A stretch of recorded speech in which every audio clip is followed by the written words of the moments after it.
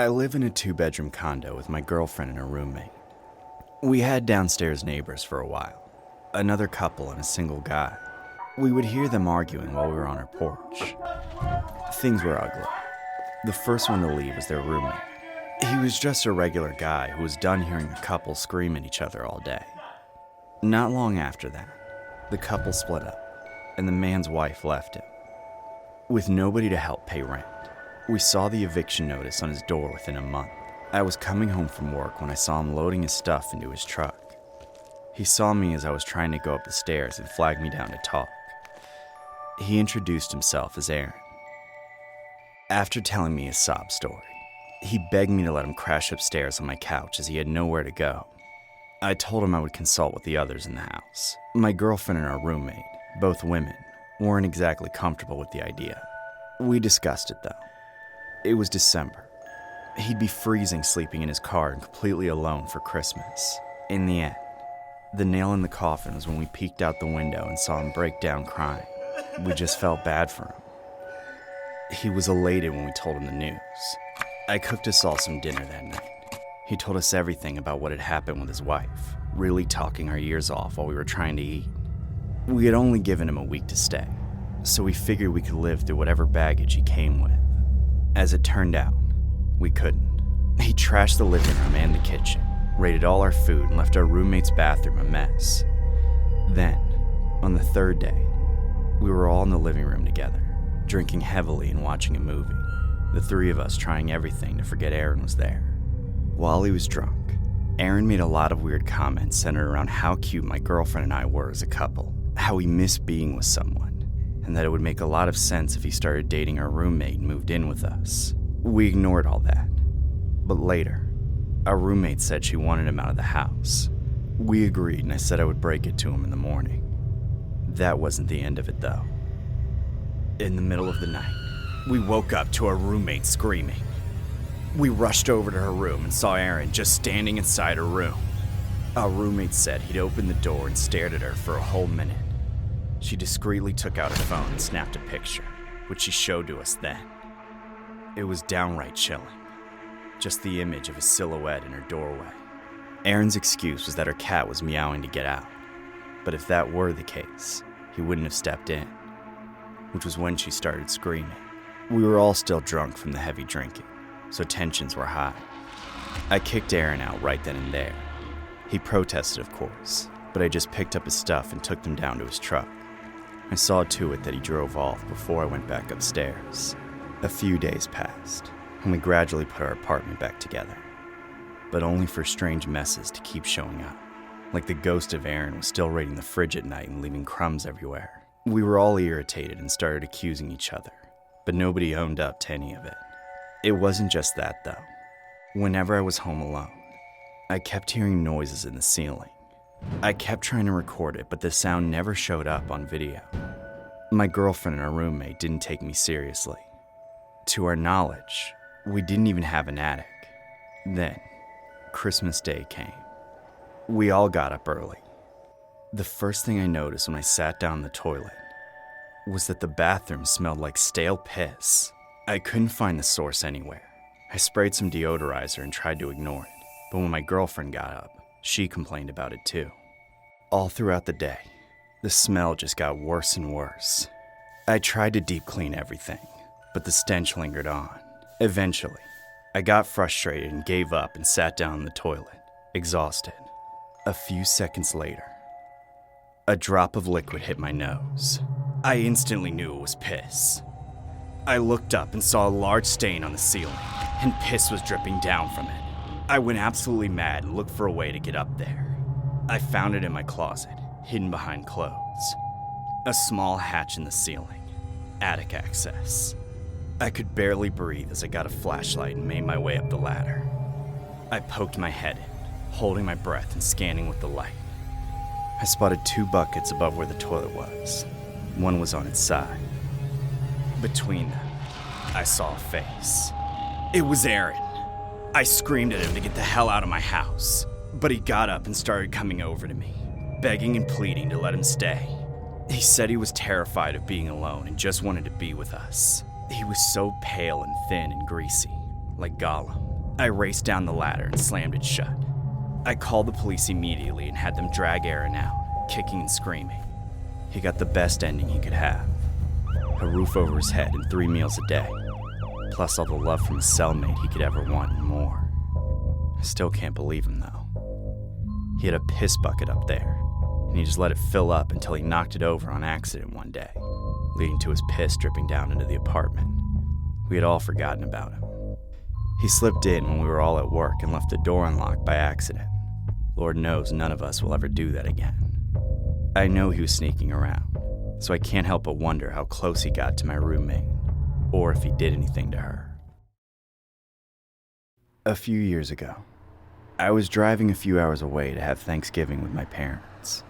The traffic was horrendous for the first half of the trip, but once I got out into the countryside where my parents lived, the roads cleared up.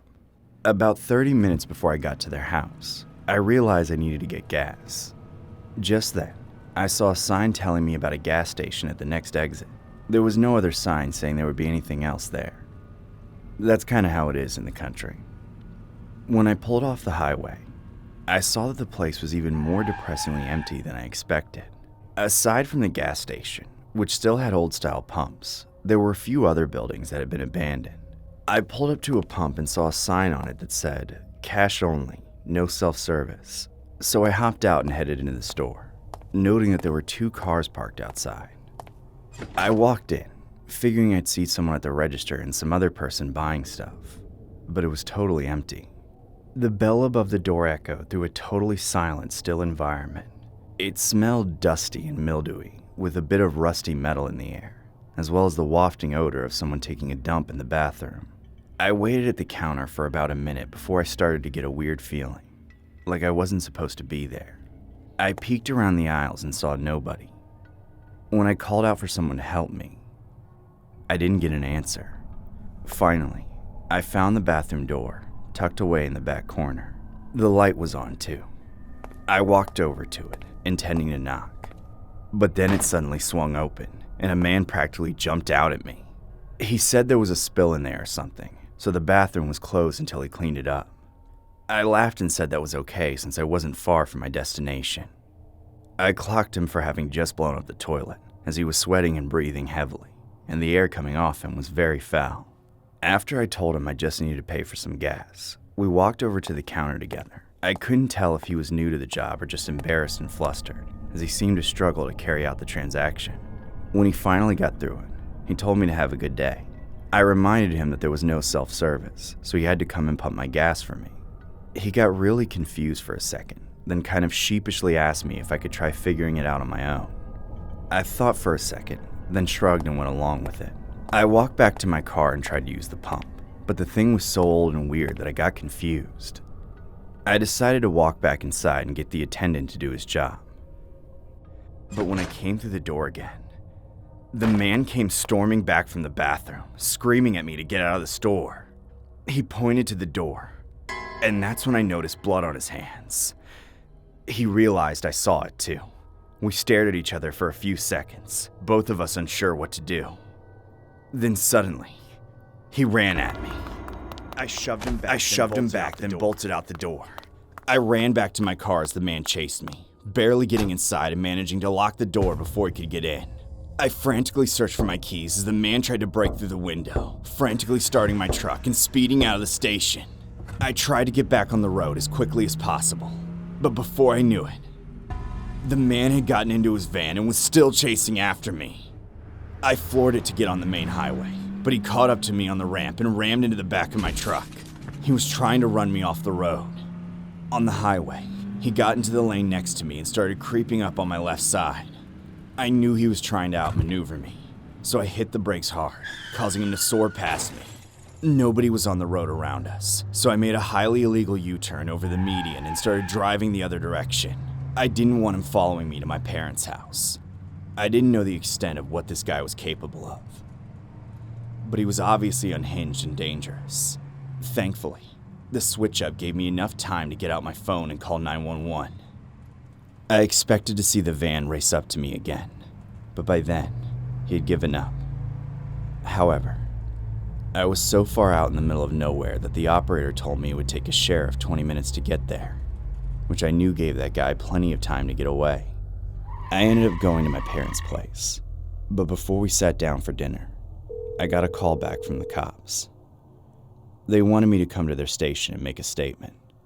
When I got there, one of the first things they told me was that the body of the store owner had been found in the bathroom, his stomach cut open and his bowel pierced, mixing fecal matter into the blood at the crime scene.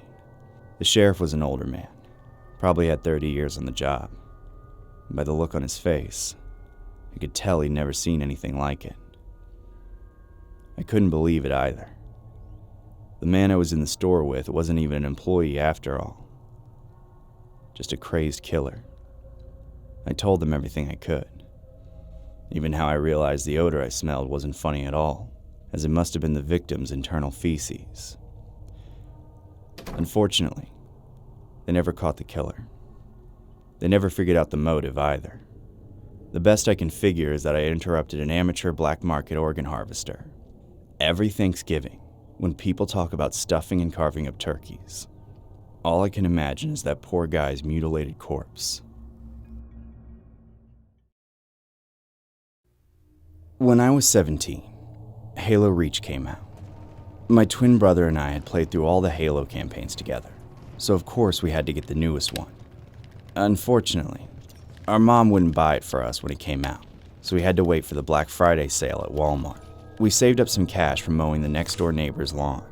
A new family had just moved in a few weeks prior, and even though they apparently had a son I had never seen, he wouldn't do it, and the father was too busy at work all the time. On Black Friday, we drove over to Walmart and fought through the ridiculous crowds to get to where they had games. Before we got there, my brother somehow got into a conversation with a girl from our high school. They talked for at least 5 minutes, making me irritated with him for spending so much time and energy trying to get with her. Our stated mission was to get in, buy Halo Reach, then get out and go home to play the whole campaign in one sitting, not bragging about doing yard work and asking for phone numbers. I kept trying to pull my brother away, but we got annoyed with each other. I was getting impatient, but I was also stepping on his game. He eventually handed me his share of the cash and told me to just go get the game myself and meet me back at the same spot. I couldn't stand listening to my brother talk about shared algebra teachers and house parties, so I went my own way. I weaved through the people and took a copy of the Halo Reach case off the shelf, then got in line at the electronics register to pay and actually get the disc. Right after I got in line, I noticed somebody get in line behind me. Soon after, I felt them breathing down my neck, like they were looking over my shoulder. I turned around, about to tell them to get out of my personal space, but I bit my tongue when I saw the guy. He was built like a linebacker, but as if all that extra mass was straight bone. I eventually managed to ask if I could help him, and he took a few seconds to formulate a response. "That's a co-op game," he said. I replied that I knew that, and I was going to play with my brother. Then, the guy shook his head and told me I should play with him instead. He started bragging how he'd beat every Halo game on Legendary, but of course, so had I. His face turned red, and he lied quite obviously about beating them with all the skulls on, which makes the game 10 times harder. I called him out for making things up. Then suddenly, he grabbed my wrist and squeezed me so hard that it cut off the circulation. He pulled me in right up to his face and growled the words, "Play with me." I was about to shout for help, but just then, I heard the voice of the cashier call out to us. He was half yelling to break up the scuffle and half just trying to keep the line moving, but I was fully thankful for him. While we had been talking, all the people ahead of me in line had gone through, so after the brute dropped my hand, I walked up and paid for the game. During the entire transaction, I felt him breathing down my neck again, but this time, he was literally fuming. I was scared he might do something like grab the disc right after I bought it and snap it in half, or worse, snap my neck. After I had the game in the bag, I turned around and looked at the guy before walking away. That's when I noticed there was nothing in his hands. It hit me that he was never waiting in line to buy anything. He was only there to talk to me the entire time. I took a step back and he took a step forward. I started to turn and walk away, but he was already following me. I panicked and burst out into a full sprint. I bumped into several people and got sworn at for yelling a bunch, but I managed to get away around a few corners. Then I found my brother. He was still talking to the girl, but when he saw my face, his mood changed.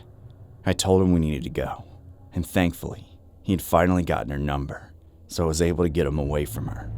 In the car, I told him about what happened, but he didn't quite get the extent of it. He didn't give me a hard time, though. I guess he was on cloud 9 from the combo of getting a girl's number and being minutes away from playing a new Halo game. As soon as we got home, we booted it up and started making our way through the campaign. Night fell about halfway through, so I got up in between missions to close the blinds so nobody could see in. I looked across the gap to the new next-door neighbor's house, seeing that there was a light on in a window. And under that light was that same brutish creep that grabbed me at Walmart. My heart sank. That was the neighbor's kid? The whole time I thought he was an adult. Even through the window, I could see the rage in his face watching my brother and I play together. I snapped the blinds closed and went back to the game, trying to forget about him. Unfortunately, for the next year and a half, I was tormented by that freak. He never did anything, but he watched me from his house like a hawk, day and night. I asked my mom about him, and she said after talking with the mother, she learned her son had been banned from his previous school district for severe anger management problems, forcing them to move to a different county and enroll him in a specialized school to help him with it. I guess it was working, because I could see in his eyes the brutal violence he was barely holding back. When I was just a few months old, my parents adopted a puppy. They wanted me to grow up with a friend to help me learn boundaries and discipline and all that, as well as to have a playmate. My dog's name was Charlie. He was a golden retriever, so by the time I was 9, he was getting old. That was another reason we adopted him, so I could learn about death and how to go through the emotions related to it. My parents were pretty hardcore like that, I guess. Charlie was slower than he used to be, and he was having trouble holding his bladder. He slept in my bed every night, and I didn't mind getting up to let him out whenever he needed to go. One of those nights was Christmas Eve. I woke up sometime after midnight, noticing that Charlie had hopped out of bed and was whimpering at my door. I got up and went downstairs with him to let him out into the backyard. As I walked him through the living room, I saw something in passing that I didn't even register. All the presents at the base of the Christmas tree were gone. Neither of us noticed. I was tired and Charlie only had one thing on his mind. I opened the door and let Charlie out, but I stayed in. I knew he would only take a few seconds, and it was a cold night. After a quick leak, he came running back. He climbed up onto the deck, went through the back door, but stopped right as he stepped inside. The door into the garage was to his side. He walked over to it, stuck his nose under it, and started sniffing at it intensely. I let him sniff for a few seconds, but it didn't take long for his typical curiosity to change into something else. He started whimpering again, pacing back and forth and sniffing more and more aggressively. Finally, he looked back at me, sat down, and groaned with a huge yawn. I knew Charlie wanted in there, and that he wouldn't rest until I let him. I opened the door for him and flipped the light switch, only for my jaw to hit the floor as the lights came on. There was a man dressed in a ski mask in all black trying to break into my dad's Mercedes. There was a bag full of our stuff at his feet, which he spilled as he freaked out because of the lights. Turning around to see me and Charlie in the doorway, Charlie started barking like mad and I screamed for help from my parents. In a split second, the burglar ran up to us, grabbed me and put his hand over my mouth. Then he kicked Charlie down and took me into the garage. He dragged me back to the car as Charlie whimpered horribly. I was thrown to the ground so hard the wind was knocked out of me. Then the man told me to shut up. If I screamed for help again, he was going to kill me. I complied out of fear, but I began to cry. Charlie was on the other side of the door and he had started barking again. But now there was a tone in his voice. Some mix of anger and desperation and pain. I was terrified and heartbroken at the same time. The burglar kept trying to get into my dad's car, jimmying some thin piece of metal under the window. He wasn't able to get in before my parents arrived at the door with Charlie. They opened it up and my dad started to shout and race in, but the burglar grabbed me again and put me in a chokehold. My dad stopped in his tracks and his face turned from rage to panic in an instant. I didn't know why until I realized there was a knife against my neck. The man told my parents to stay back, give him the keys to the car, and let him drive away, or he would slit my throat. My mother was holding Charlie back. He was going insane. When my dad told her to go get the keys, her hand slipped and she let go of Charlie's collar. He charged at us with speed I hadn't seen him move with in years. The burglar took the knife away from my neck. I knew he was going to point it at Charlie, so I grabbed for it and pulled it back toward me just as Charlie slammed into him. My fingers were sliced open as I held it with all my strength. Charlie was ripping into the man's legs, tearing through his pants within seconds before my dad arrived. My dad pulled me and Charlie away in one motion, and before I could even get to my feet, before the burglar could even react, my dad was on him. He took the burglar to the ground and started laying into him. The next few moments, to me, might somehow be the most traumatic. I just watched, holding on to Charlie as my dad beat every single ounce of hatred and violent instinct he ever had into this guy. It wasn't long before he was begging my dad to stop. But then it was just silence as he went unconscious. Yet even at that point, the beating continued. Only when my mom came rushing back in was my father restrained. By then, the burglar's ski mask was soaked in blood. I'm glad I never saw what his face looked like underneath. That's when the shock really set in, and I have little memory of what happened next. All I know is the burglar spent a long time in the hospital before prison, and my dad never wanted to talk about what he did to him. We got all our stuff back because of my dad. But I know it was the fact that the burglar threatened my life that sent my dad into that ultra-violent protective state of mind. He could have easily killed the guy, but thankfully my mom stopped him in time. I'm also happy to say that Charlie wasn't seriously hurt. My neighbors across the street moved in about 2 years ago. They were a reclusive middle-aged man and his teenage son who was a bit younger than me. At the start of the school year, he became a freshman at my high school. This was the first time I actually saw him. It didn't take long to learn his name, though. He was Marty, and he was a magnet for bullying. This made Marty a very sad, lonely person.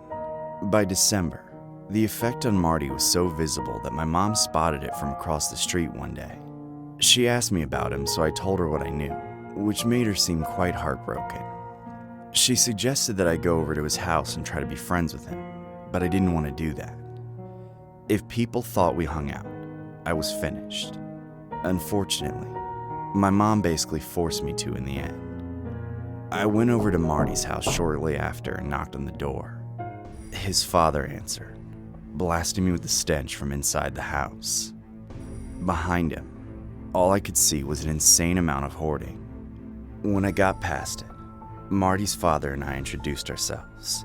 I said I was going to school with his son and that maybe we should hang out. Marty's father, Gerard, invited me inside, smiling with yellow teeth and cracked lips. He told me that he and his son loved company, with deeply uncomfortable emphasis on the word love. Then, he opened the door further, and was almost about to touch my shoulder and take me inside. I stepped back, making him frown instantly. I tried to say I would rather do something outside like play basketball, but Gerard said their most favorite thing to do was entertain company. But sadly, they rarely had guests. There was no way I was going to step into that trash heap, though. While I tried to come up with excuses, Marty appeared behind his father and asked with genuine excitement if they were having company. His father said that depended on what I said next. I was petrified. Then, a sound bellowed out from deep inside the house, the echoing of a weak, droning moan. I took another step back, no longer trying to hide my emotions. Marty and Gerard turned their heads to the right. Marty started walking in that direction, then Gerard slammed the door. I hurried back home to ask my mom if she was sure Marty's father didn't have a wife. She said no, so I told her what I heard in their house. She said not to jump to any conclusions, and that it could have been the TV or a new girlfriend. I didn't like leaving it alone, but I couldn't convince her that something was wrong. I tried going about my business. But the next day, Marty sought me out at school and kept asking me to come over to his house. I asked him about the noise I heard, but he said he couldn't tell me. Then he asked me again to come over, telling me I would never want to leave if I did. People started to notice us together, so I left the conversation and avoided him all day. I stayed away from him for 2 more days.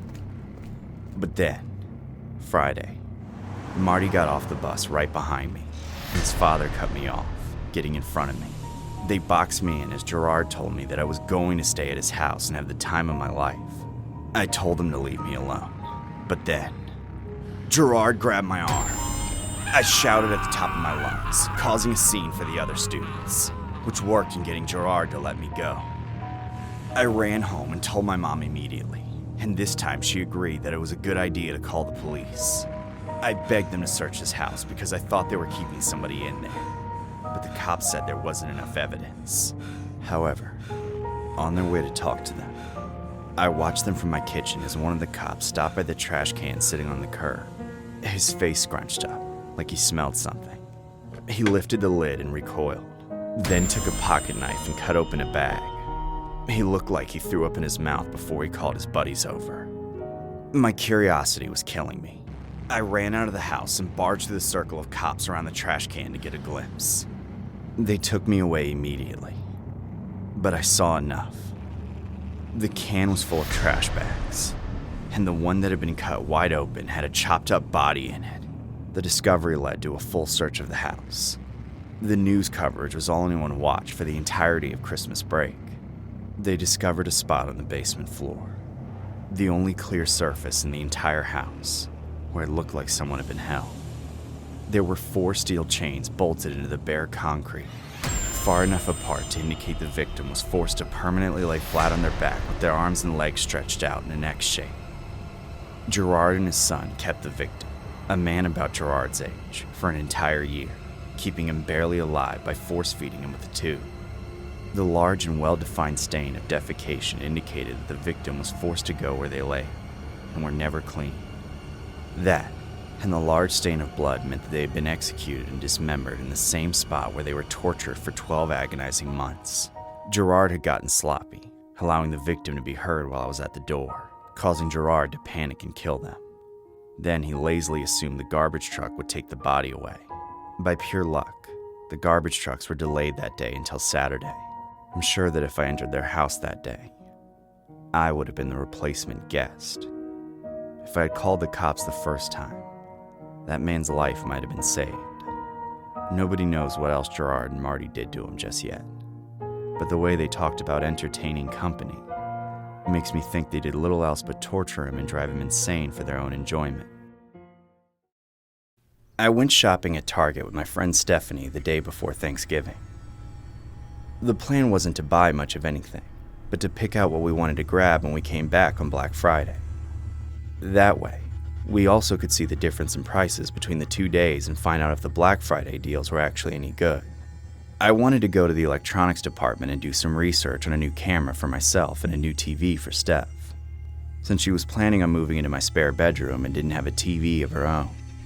I was browsing the cameras, holding one of the display models, when a Target employee walked up to me asking if I needed any help. He was a bit creepy looking, and he was already looking at my boobs a lot. But he was the only employee in the electronics department, and I was getting confused by the different aspects of the cameras, so I let him help. I told him I was looking to get into photography as a hobby, so I didn't want to spend a lot of money. He asked me if I was planning on taking more pictures or videos, and I answered that I would probably do a little of both. That's when a very concerning smile spread across his face, and I immediately got a bad feeling about him. He said I would probably want a nice microphone and a ring light for my filming setup too. I told him I wasn't going to do anything like that, and I wanted a camera strictly for taking photos of things. Then, he pointed to my chest and said, "You mean those things, right?"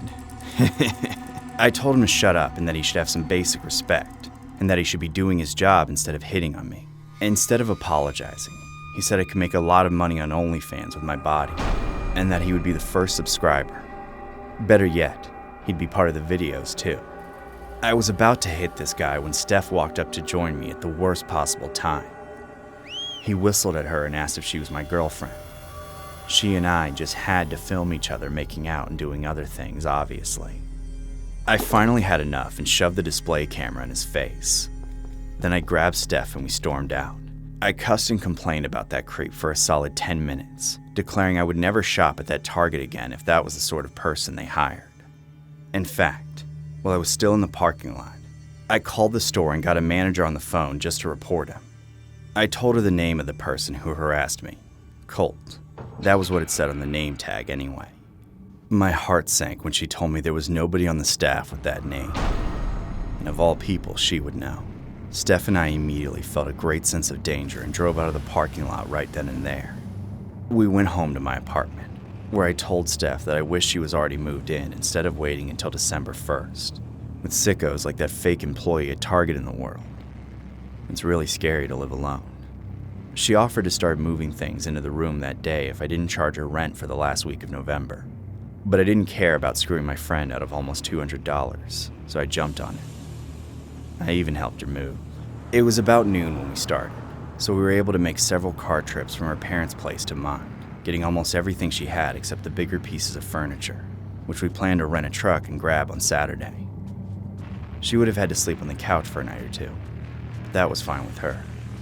Even though it was late November, it was still 80 degrees out where I lived, so we both worked up a sweat and had to change into shorts and tank tops, which were still soaked by the end of the day. That evening, Steph and I felt much better about things. The next day, we invited some friends over for a small Friendsgiving.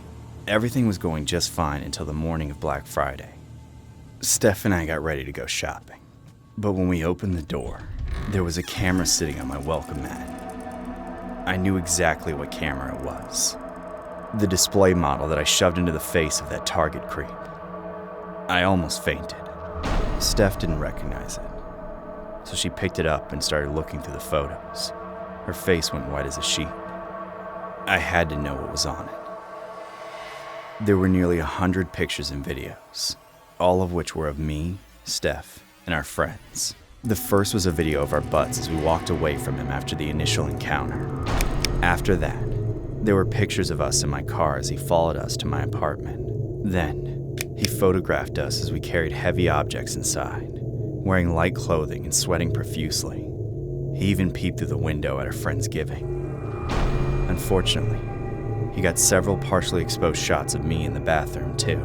The last picture taken was just a piece of paper with writing on it saying, "I told you so."